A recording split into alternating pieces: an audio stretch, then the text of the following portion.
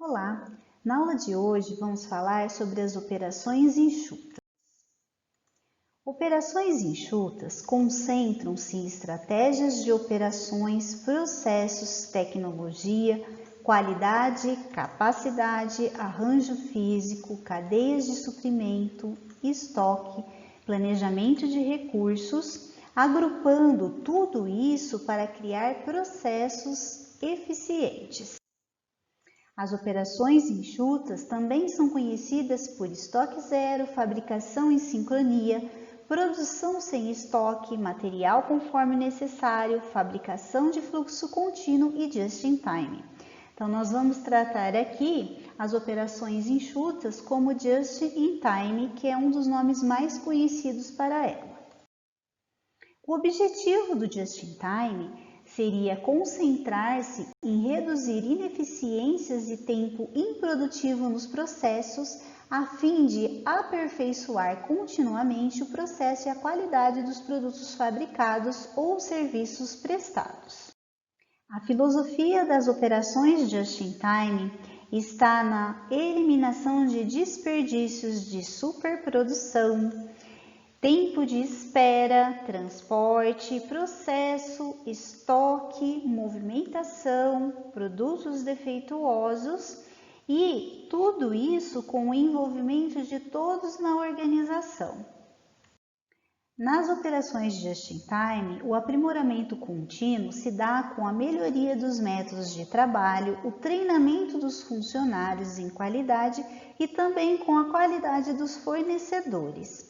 Ele trabalha a partir de um sistema Kanban, que é baseado em cartões que emitem as ordens do momento em que determinada atividade deve ser executada. O sistema Kanban, ele trabalha também com contenedores, que são caixas onde são armazenados os estoques dos materiais que são utilizados no processo de produção.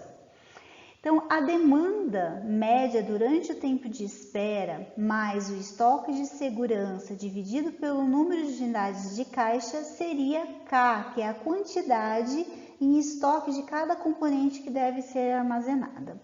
Eu disponibilizei nos materiais extras para vocês 2 vídeos que mostram como que se funciona o Kanban em uma organização. Seria interessante que vocês assistissem.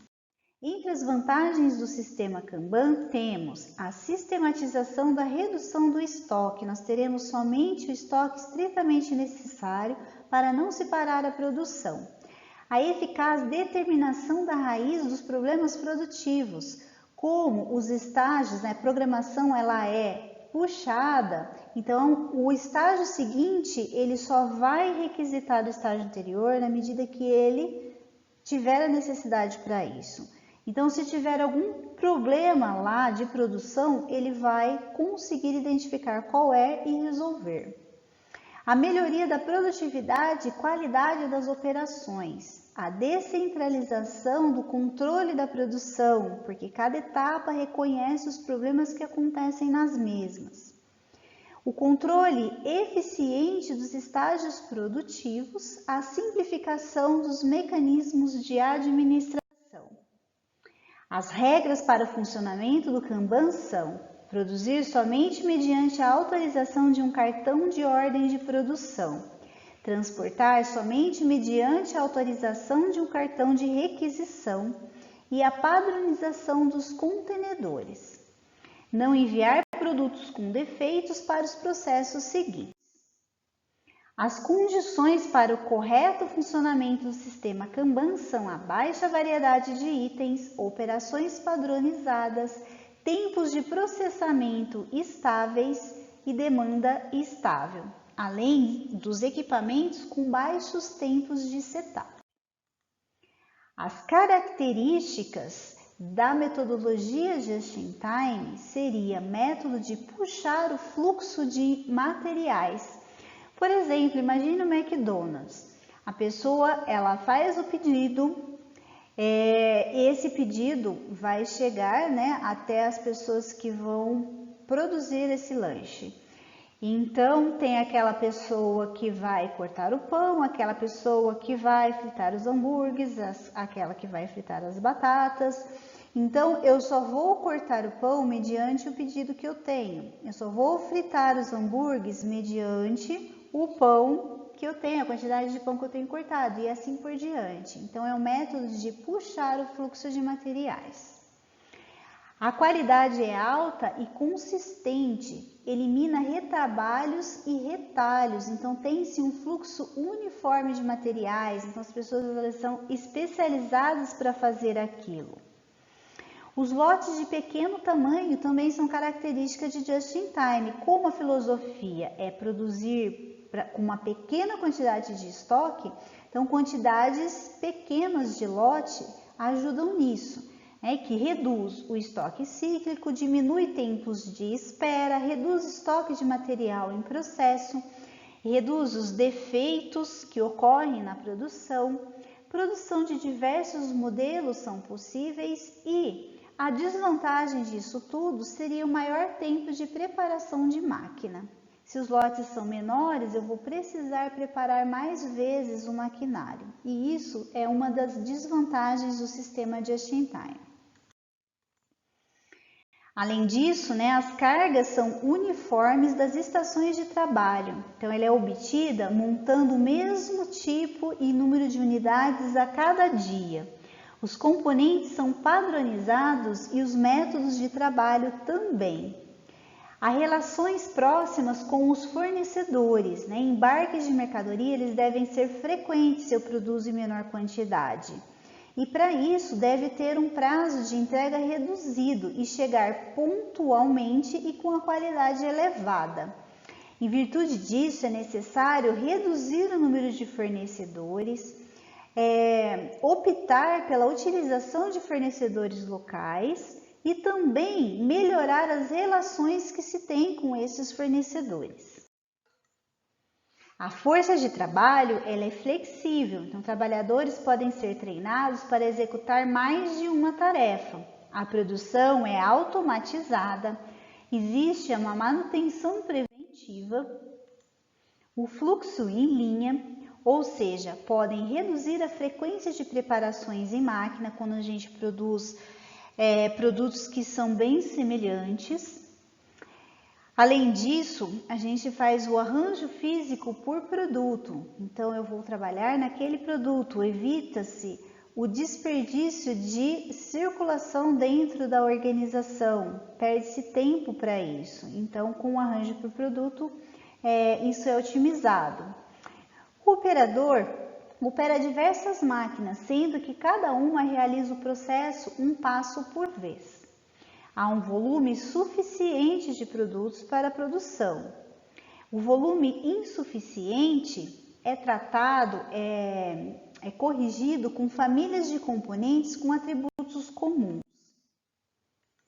Os elementos de produção just in time, eles são uma técnica simples, fácil de transmitir, utilizada em programas de gestão da qualidade e é composto de 5 passos, que são os 5 S's.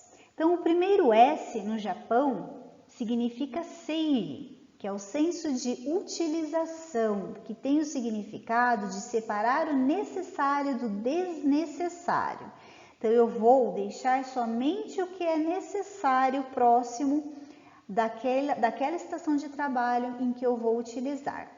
O segundo S é de Seiton, que é o senso de organização. Então, eu vou arrumar o ambiente de trabalho, eu vou organizar o ambiente de trabalho. O terceiro senso é o Seiso, que é o senso de limpeza. Então, eu vou limpar o ambiente de trabalho. Seikitsu, que é o senso de saúde. Então, eu vou manter o local limpo e higiênico, praticando os 3 S's iniciais. E o Shitsuki, que é o senso da autodisciplina. Então, eu vou precisar de disciplina para realizar o meu trabalho. Os objetivos específicos do Just in Time são, então, melhorar a qualidade dos produtos e serviços, melhorar o ambiente de trabalho e de atendimento ao usuário, educar para a simplicidade de atos e ações, maximizar o aproveitamento dos recursos disponíveis, reduzir gastos e desperdícios, otimizar o espaço físico, reduzir e prevenir acidentes, aumentar a autoestima dos funcionários e dos moradores, desenvolver o espírito de equipe e disciplina, desenvolver a cultura de limpeza, criatividade e organização, elevar o nível de participação dos funcionários na busca de melhorias, melhorar a imagem da organização, cidade, bairro, praticante e melhorar o relacionamento dos indivíduos com o ambiente. No Just in Time 2, o fornecedor é trazido para a fábrica para ser um membro ativo do departamento de compras. O fornecedor está autorizado a planejar e a programar a reposição de materiais supridos pelo fornecedor. Os benefícios do Just in Time para o cliente são: este é liberado das tarefas administrativas, aumentando a eficiência em outras áreas de compra. A comunicação e colocação de ordens de compra melhoram consideravelmente. Custos de materiais é reduzido imediatamente e as economias são constantes. Os fornecedores preferidos participam mais cedo do processo de design do produto. Transmissão eletrônica de dados, preenchimento eficaz da papelada e economias administrativas. Já os benefícios para o fornecedor são a eliminação de esforços de vendas, a comunicação e colocação de ordens de compra que melhoram consideravelmente, o volume de negócios aumenta no início do programa e continua a crescer à medida que novos produtos são introduzidos, um contrato de renovação automática é assumido sem data de término e sem uma nova concorrência, o fornecedor pode comunicar-se e ter relações diretas com a engenharia, e o faturamento e a administração dos pagamentos são eficientes. Comparando agora o MRP com o Just in Time, temos que no MRP o sistema é empurrado, utiliza-se ordens de produção derivadas do MPS, a organização é complexa, centralizada e computadorizada, é altamente dependente de dados da lista de materiais e dos estoques, e o ambiente de produção é fixo e os lead times também são fixos. Além disso, há um longo tempo para atualizar os registros do MRP. Já no Just in Time, o sistema é puxado, o controle do fluxo é através de cartões, fichas ou quadrados vazios, o controle é simples, visual e transparente. Não há a necessidade de sistema de informação computadorizado. A programação é baseada em taxas de produção.